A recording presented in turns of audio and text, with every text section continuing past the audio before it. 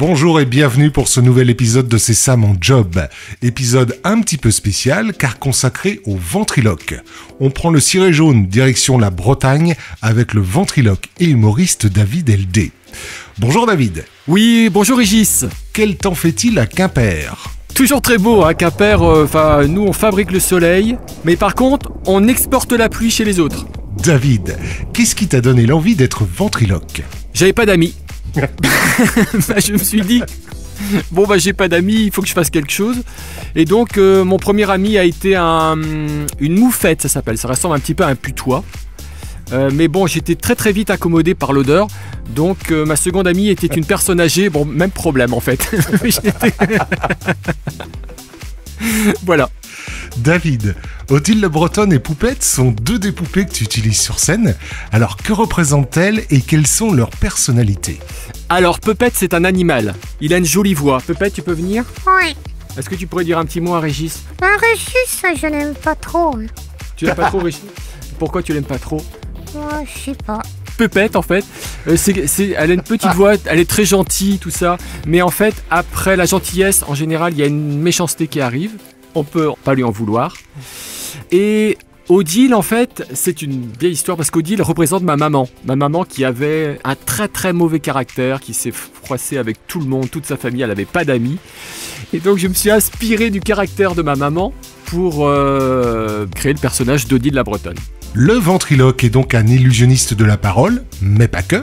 C'est également un illusionniste de la vision, car, si j'ai bien compris, le but de l'exercice est aussi de détourner le regard des spectateurs vers la poupée. Entre les deux, quelle est la plus grande difficulté ? Eh bien, c'est vrai que la ventriloquie, on va dire que c'est un art vraiment complet. Puisqu'en fait, on n'imagine pas, mais quand on est ventriloque, on doit déjà apprendre son propre texte. On doit apprendre le texte de la marionnette, on doit se mettre en scène soi-même, on doit mettre en scène la marionnette, et tout ça sans bouger les lèvres pour le ventriloque, et en essayant de faire rire le public. Donc c'est un métier, c'est un art assez difficile, puisque si on a une très bonne écriture de texte, et si la manipulation n'est pas au niveau, ça sonne faux. Et si on a une excellente manipulation et que les textes sont moyens, ça sonne aussi faux. Donc c'est vraiment un art complet qui demande des talents un peu de mise en scène, d'écriture et de dédoublement de personnalité. Allez, une petite question pour Odile. Qu'est-ce qu'il y a encore ? Odile, dans la ventriloquie, il y a des mots que l'on ne peut pas prononcer si l'on ne ferme pas les lèvres. C'est ce que l'on appelle des phonèmes. Alors ces mots sont les me, les pe, les fe, les be.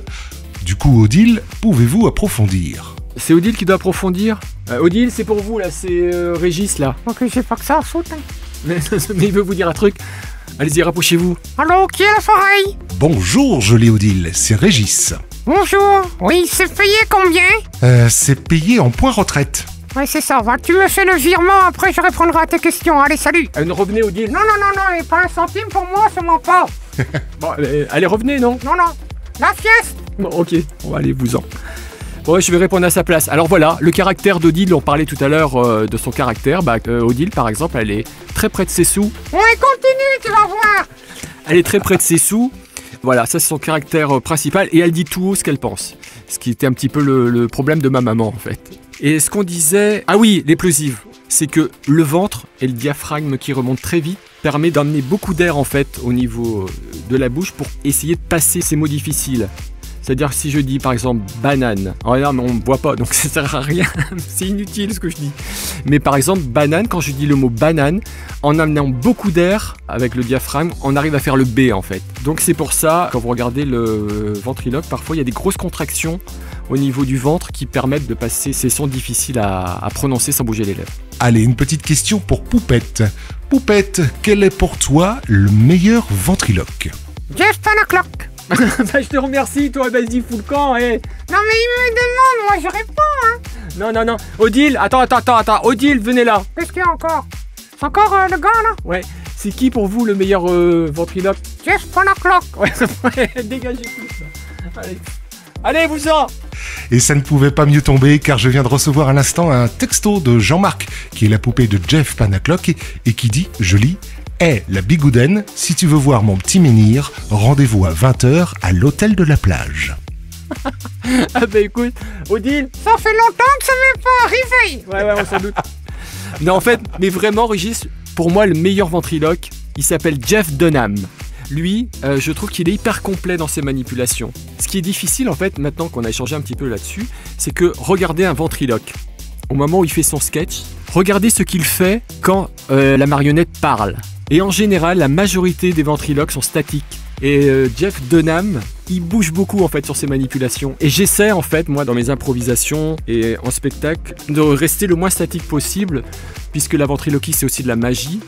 Ça reste vivant et spontané. Allez, pour conclure, où trouver toutes les prochaines dates de tes spectacles? Il y a un site internet qui est ventriloque.bzh et également sur les réseaux sociaux, sur Facebook et Instagram, à David LD. Donc, pour faire simple, il suffit de tapoter David LD sur n'importe quel moteur de recherche pour avoir tous les liens. Merci beaucoup Régis pour ce moment très sympathique que nous avons passé ensemble. Demande-lui son numéro de téléphone. Ah oui, est-ce que je peux avoir votre numéro de téléphone? C'est pour une jeune fille de 92 ans. Ouais, je lui demande. Ce sera hors antenne peut-être, Odile. D'accord. Ouais, je vous envoie un pigeon voyageur, Odile. Est-ce qu'il fait des choses avec les animaux? Je sais pas. On lui demandera hors antenne aussi. Ouais, parce que... Ouais, on lui demandera.